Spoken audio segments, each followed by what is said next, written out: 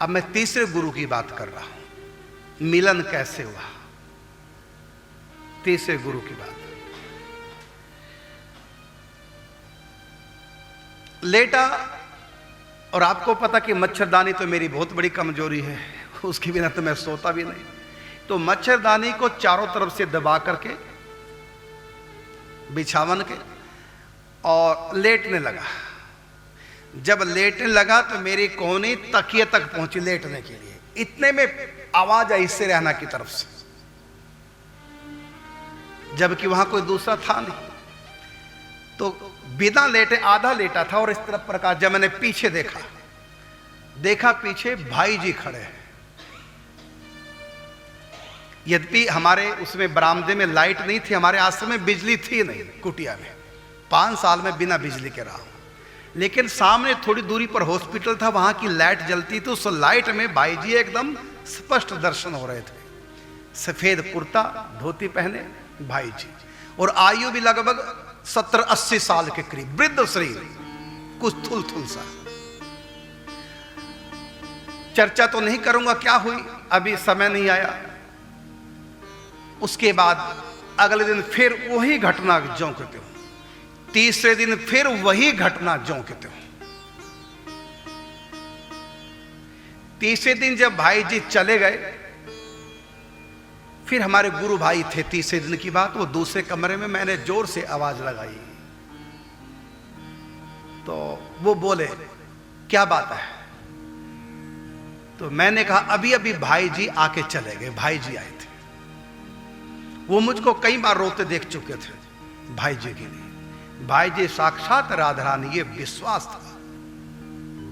उसी समय उठ के आए तो मैंने फिर बताया कि अभी अभी गए, कल भी आए थे, परसों भी आए थे। परसों भी मैं छुपा गया, कल भी छुपा गया, आज नहीं छुपा पाया। बताए बिना रहा नहीं जा रहा है, इतनी प्रसन्नता हो रही है। अभी अभी गए हैं भाई जी। ये हमारे गुरु से मिलन इस प्रकार हुआ है। संत शरीर भी छोड़ जाए तब भी मत सोचो कि दूरी बन गई। यदि श्रद्धा है, विश्वास है, प्रेम है, चाहे शरीर भी क्यों ना छोड़ जाए, तब भी वो साथ प्रकट हो जाते हैं। और ये मेरा विश्वास है। एक को तो मैं जानता हूं, एक तो मैं ही हूं, एक को और जानता हूं जिनके पास आज भी भाई जी आते हैं।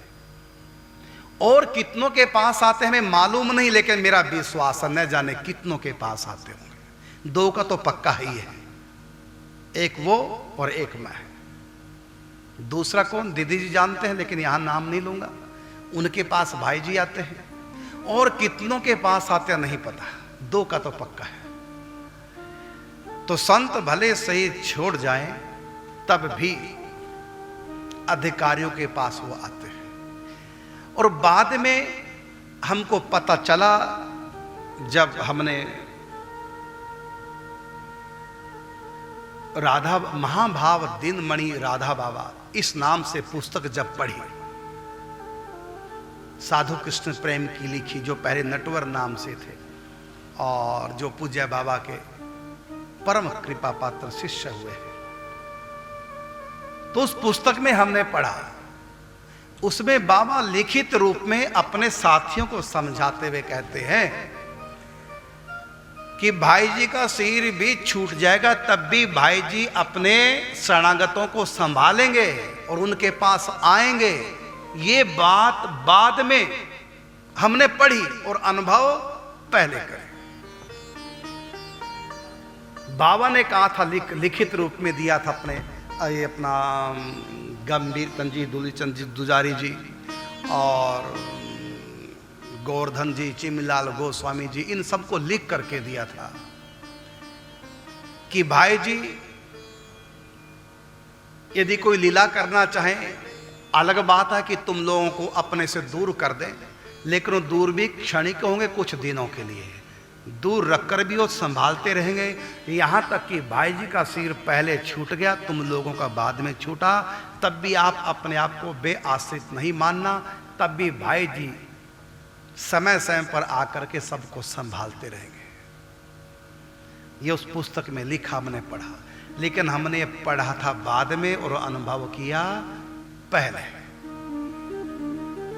कि अब भी भाई जी न जाने कितनों के पास आते होंगे, संभालते होंगे।